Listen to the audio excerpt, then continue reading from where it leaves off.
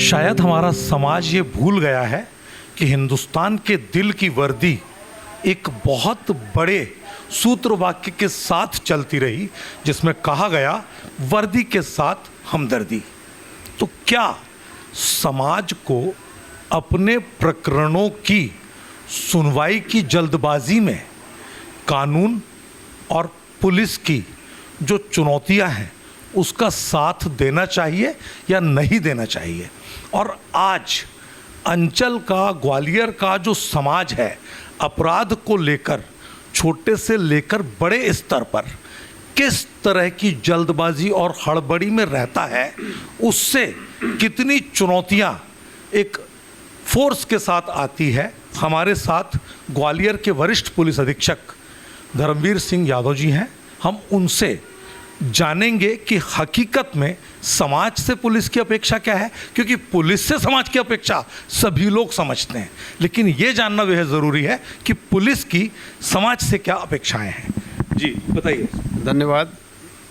देखिए, जो मध्य प्रदेश शासन की जो नीति है और जो मंशा है, और हमारे पुलिस मुख्यालय के माननीय डीजीपी साहब के भी जो अपेक्षाएं हैं, बहुत सीधी सी अपेक्षाएं ये हैं कि जो आम नागरिक है, आम नागरिक की जितनी भी ग्रीवांसेस हैं, आम नागरिक की जितनी भी समस्याएं हैं, उनका बहुत ही ट्रांसपेरेंसी के साथ में त्वरित उस पर कार्रवाई हो।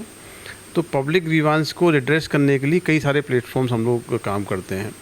आपने देखा होगा कि बहुत रेगुलर रूप से हमारे जन सुनवाई होती है, और हर जन सुनवाई में लगभग 200 से 250 लोग कंप्लेंट लेके आते हैं। जन सुनवाई के अलावा भी सीएम हेल्पलाइन जो पोर्टल है, इतना महत्वपूर्ण पोर्टल है कि आम नागरिक अपने घर बैठ के अपनी शिकायत दर्ज कराता है, और हमारी पुलिस विभाग की एजेंसी सीनियर ऑफिसर उससे संपर्क करते हैं, फ़ोन पे बात करते हैं, उसकी समस्या का सुलझाते हैं। हर महीने 1700 से 1800 शिकायतें हमारी सीएम हेल्पलाइन में लगती हैं। तो हमारी जो रणनीति है वो नीचे लेवल तक यही अपेक्षाएं रहती हैं, और यही निर्देश भी जारी किए हुए हैं कि आम नागरिक अपनी समस्याओं को लेके न भटकना पड़े, थाना स्तर से ही, बीट स्तर से उसकी सुनवाई हो जाए और उसकी समस्या का कोई ना कोई शांतिपूर्वक समाधान किया जाए। सीएम हेल्पलाइन में जो हमारा परफॉर्मेंस है लगातार सुधर रहा है। पहले ग्वालियर जो 26वें और 30वें नंबर पर रहता था, पिछले 4-5 महीनों के अंदर वो 10 से 12 रैंक में है। हम लोग लगभग 90% जो शिकायतें आती हैं उनका समाधान करते हैं। जो जन सुनवाई में फरियादी आते हैं, जन सुनवाई में हमारे सारे सीनियर ऑफिसर, सभी सीएसपी, एडिशनल एसपी जन सुनवाई में बैठते हैं, मौके पे ही संबंधित विवेचक से और जांचकर्ता अधिकारी से बात करते हैं, उनकी शिकायत को व्हाट्सएप के माध्यम से भेजते हैं। तो अभी ये ट्रेंड देखने को मिल रहा है कि बहुत ही गंभीर शिकायतें हैं तो जन सुनवाई में नहीं आ रही हैं। पारिवारिक विवाद की शिकायतें हैं, कुछ ज़मीन संबंधी मैटर्स हैं, कुछ छोटे छोटे इश्यू हैं जो जन सुनवाई में आते हैं। उसके लिए हमारा परामर्श केंद्र है, आलम्बन सेल है। तो ओवरऑल जो फ्रेमवर्क है उसका उद्देश्य यही है कि जो भी व्यक्ति पीड़ित है उसकी सुनवाई थाना स्तर पे हो, वहीं पे उसकी समस्याओं का समाधान हो। क्योंकि बहुत छोटी छोटी समस्याएं रहती हैं, जैसे लोग परेशान होते हैं, उनका परिवार परेशान होता है। तो एक तो ये प्लेटफॉर्म है। दूसरा, 100 डायल पे जो शिकायतें आती हैं उसकी हम मॉनिटरिंग करते हैं। 100 डायल पे जो भी कॉल्स आते हैं हम साप्ताहिक समीक्षा करते हैं कि किस नेचर की शिकायतें आ रही हैं। यदि महिला संबंधी अपराध की शिकायतें आ रही हैं तो ऊर्जा डेस्क की महिला अधिकारियों को हम भेजते हैं। कम्युनिटी आउटरीच के प्रोग्राम्स हैं। हॉट स्पॉट हमने तय किए हैं, हॉट स्पॉट से हमारी महिला पेट्रोलिंग मोबाइल जाती हैं। महिला सुरक्षा के लिए भी लगातार हमने प्रयास किए हैं, ऊर्जा डेस्क को मजबूत किया है।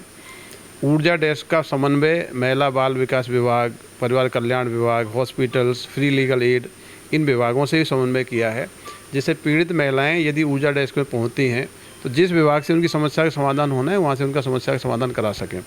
तो महिला सुरक्षा, आम नागरिकों की समस्याओं का समाधान, और तीसरा जो ट्रैफिक रिलेटेड इश्यूज़ रहते हैं उसमें लगातार हम इंटर डिपार्टमेंटल कोऑर्डिनेशन के माध्यम से, चाहे वो नगर पालिका हो, चाहे प्रशासनिक टीमें हों, चाहे व्यापारिक एसोसिएशंस हों, इन सब के साथ हम कोऑर्डिनेशन करके ट्रैफिक में जो पुलिस का हस्तक्षेप से सुधार हो सकता है उसके लिए लगातार प्रयास कर रहे हैं। एक बात और देखने में आ रही है, लगातार ये मैं महसूस कर रहा हूँ कि हमारा अंचल मान्यताओं को लेकर के जाना जाता है, लेकिन इस समय परंपरा और मान्यता के बीच एक बड़ी खाई हो गई है, ख़ास तौर पे यूथ के अंदर और नई जनरेशन में। हो ये रहा है कि बुज़ुर्ग बहुत ज़्यादा आते हैं, बेटे ने निकाल दिया, बहू ने मारपीट कर दी। तो सामाजिक तौर पे किस तरह एक कम्युनिटी पुलिसिंग किस तरह इसमें रोल प्ले करे? देखिए, ये जो इंटरनेट क्रांति है कम्युनिकेशन क्रांति है और जो मोबाइल का युग आ गया है, इसने कहीं ना कहीं सामाजिक संबंधों को छिन्न भिन्न किया है। आज समाज में जो पारिवारिक नियंत्रण की भूमिका थी, जो सामाजिक नियंत्रण की भूमिकाएं थी, पारिवारिक नियंत्रण और सामाजिक नियंत्रण शिथिल होते जा रहे हैं। आज ये सांस्कृतिक परिवर्तन का दौर है। एक वो संस्कृति है जो युवा पीढ़ी है, जो इंटरनेट से कनेक्ट है, उनके लिए पूरी दुनिया एक हो गई है। एक वो पीढ़ी है जो इन्होंने इसको देखा है। तो दोनों पीढ़ियों के बीच का जो गैप है वही पारस्परिक अविश्वास कहिए या तनाव कहिए या मत भिन्नता कहिए। तो ये संस्कृतियों के परिवर्तन का दौर है। जब तक ये चीज़ें आत्मसात नहीं होंगी तब तक कुछ समय के लिए दौर चलेगा। मुझे लगता है एक बार समाज इन परिवर्तनों को आत्मसात कर लेगा, क्योंकि बहुत सारी चीज़ें अब रूटीन हो गई। मोबाइल फ़ोन को देखना, दोस्तों से चैट करना, कम्युनिकेशन करना, रील बनाना, टच में रहना, फ्रेंडशिप है, फेसबुक फ्रेंडशिप है, ये नॉर्मल चीज़ें आज की सोसाइटी का पार्ट हैं। युवा पीढ़ी इन चीज़ों को एक्सेप्ट कर चुकी है, लेकिन हमारे जो पेरेंट्स हैं, सोसाइटी के जो और सीनियर सिटीजन्स हैं, वो इन चीज़ों को एक्सेप्ट नहीं कर पा रहे हैं और मत भिन्नता के कारण ही पारिवारिक समस्याएँ बढ़ी हैं। पारिवारिक समस्याएँ बढ़ने के कारण ही जन सुनवाई, सीएम हेल्पलाइन, जितने भी प्लेटफॉर्म हैं, उनमें बड़ी संख्या ऐसी शिकायतों की रहती है जिसमें बुजुर्ग परेशान हैं, कभी परिजन परेशान है, कभी पति परेशान है, कभी पत्नी परेशान है। तो ये दौर है, इसका बड़ा कारण ये सांस्कृतिक परिवर्तन है। इसमें इंटरनेट और ये सोशल मीडिया है, इसका बड़ी जिम्मेदारी है। लेकिन धीरे धीरे चीज़ें जो कि पूरी सोसाइटी इसमें इन्वॉल्व हो रही है, मान्यताएं चेंज होंगी, वैल्यू सिस्टम चेंज होगा, आत्मसात होंगी, तो ये कहीं ना कहीं एक वो स्थिति आएगी कि ये दौर ख़त्म होगा। एक पिंक बूथ का एक प्रयोग हमने पायलट के तौर पे किया है, किस तरह से इसको और प्रोत्साहित करके आगे बढ़ाने की योजना? देखिए, ग्वालियर में महिला सुरक्षा एक बड़ी चुनौती है और हमारी ग्वालियर में आपको पता है कि जो ग्वालियर के थाने हैं उनमें से 8 महत्वपूर्ण थाने महिला अधिकारी संचालित कर रही हैं। महिला पुलिस अधिकारियों को हमने मोटिवेट किया है, उनको महत्वपूर्ण जिम्मेदारियां दी हैं। वो आप लोग देख रहे होंगे जिन जिन थानों में महिला अधिकारी पदस्थ हैं उनकी फील्ड में उपस्थिति ज़्यादा है, ट्रैफिक कंट्रोल में है, उनका कॉन्फिडेंस बढ़ा है। 33% महिला पुलिस विभाग में हैं। तो एक तो महिला अधिकारियों को हमने चुनौतीपूर्ण दायित्व दिए हैं। दूसरा, हम ऐसे स्पॉट चिन्हित कर रहे हैं जहाँ पे महिलाओं की आवाजाही ज़्यादा है, फुटफॉल ज़्यादा है। उन इलाकों में कई बार ऐसी स्थितियाँ बनती हैं कि आवारा टाइप के लड़के इस प्रकार की कुछ अभद्रता करते हैं, छींटाकशी करते हैं। तो रेगुलर पेट्रोलिंग के अलावा हमने व्यवस्था की है कि ऐसा बूथ वहाँ बनाया जाए, ऐसा एक हेल्प सेंटर बनाया जाए जिसमें महिला अधिकारी 24/7 रहेंगी। महिला अधिकारी रहेंगी, उनका काम यही रहेगा कि यदि उनको कोई शिकायत आती है, कोई ऑब्जर्वेशन आता है, तत्काल उस पर कार्रवाई करें। तो उस बूथ की उपस्थिति मात्र से कहीं ना कहीं सुरक्षा का वातावरण बनता है और जो हमारी महिला नागरिक हैं उन्हें सुरक्षा की भावना दृढ़ होती है। तो एक प्रयोग ये सराफे बाज़ार में किया गया है और भी कुछ लोकेशन हम लोग आइडेंटिफाई किए हैं जहाँ पे महिला सुरक्षा बूथ की पिंक बूथ एस्टेब्लिश करेंगे। पिंक बूथ महिला कर्मी संचालित करेंगी, ऑल द टाइम उपस्थित रहेंगी। यदि कोई समस्या किसी महिला को आती है तो उस पर कार्रवाई करेंगी। और मेरी ये बहुत दृढ़ मान्यता है कि महिला अधिकारी यदि वहाँ उपस्थित हैं तो किसी की हिम्मत नहीं होगी कोई भी वहाँ पे आपत्तिजनक टीका टिप्पणी करे। तो एक सुरक्षा का वातावरण उससे डेवलप होगा।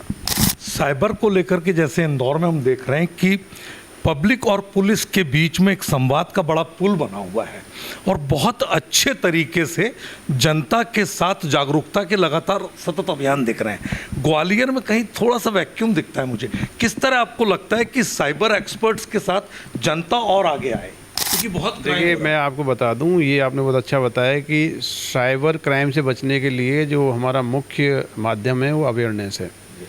जितना नागरिक अवेयर रहेंगे उतना ही इनके चंगुल में फंसने से बचेंगे।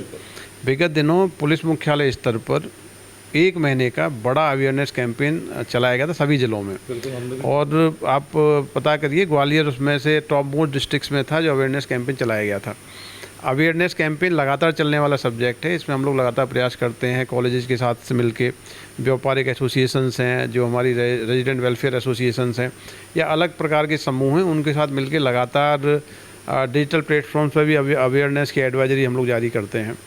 तो अवेयरनेस तो आप बिल्कुल ठीक करें, लगातार बढ़ाने वाला सब्जेक्ट है, इसमें और भी प्रयास करेंगे। एक चुनौती बहुत बड़ी है साइबर सेल के साथ। अभी आप देखिए कि अब वो ओटीपी को भेजना और किस तरह से, जैसे वो पोस्टल के नाम पर, एसबीआई के नाम पर, बैंक के नाम पर और सेंट्रल गवर्नमेंट के डिपार्टमेंट्स के नाम पर जालसाज अब आगे आ रहे हैं और इसमें बुजुर्गों को ज़्यादा निशाना बनाते हैं। देखिए रिसेंटली जो चैलेंजिंग केसेस ग्वालियर में हुए थे, 4 या 5 घटनाएं हुई, उन सारे केसों में हम लोगों ने आरोपियों को अरेस्ट किया है। और अभी रिसेंटली बड़ा जो रामकृष्ण मिशन सोसाइटी का केस हुआ था, उस केस में अभी तक 19 अरेस्ट हो गई हैं। एक बड़ा मॉड्यूल अभी अरेस्ट किया गया है जिसमें लखनऊ से 10 लोगों को अरेस्ट किया है। तो जो लॉफुल एक्शन उसमें हो सकता है उन सख्त कार्रवाई कर ही रहे हैं। लेकिन अगेन साइबर अवेयरनेस ही आपको जो चुनौतियां हैं उसे निपटने में मदद करती है। आम नागरिकों से यही अपेक्षा है कि जो भी एडवाइजरी जारी की जाती है या जो भी इस संबंध में आपको गाइडेंस दी जाती है उसका फॉलो करें और आगे नागरिकों को चैन से चैन बना के जागरूक करें। कोई भी लाइफ में इजी मनी का कंसेप्ट नहीं है, किसी के बहकावे में ना आए और अपना कोई भी जो गोपनीय ओटीपी है या पासवर्ड है या किसी प्रकार का कम्युनिकेशन है वो ना करें, तो इस तरीके से वो सुरक्षित रहेंगे। तो आप थे वरिष्ठ पुलिस अधीक्षक ग्वालियर धर्मवीर सिंह जी, और ये तय मानिए कि जनता के साथ में पुलिस और पुलिस के साथ में जनता एक दूसरे का पूरक बनना होगा। और दूसरी बात, आपसी रंजिश के लिए किसी भी स्तर पर कानून को टूल बनाने से बचना ये बेहद ज़रूरी है, क्योंकि इससे पुलिस के साथ भी चुनौतियां आती है और ऐसे में असली, नकली और फसली में अंतर करना कई बार मैदानी स्तर पर और आला स्तर पर मुश्किल पैदा कर देता है। कैमरा पर्सन विक्की सिंह के साथ TN मनीष, आचरण न्यूज ग्वालियर। देश दुनिया की सभी खबरें देखने के लिए जुड़े रहिए आचरण न्यूज से। आचरण न्यूज हर कदम आपके साथ।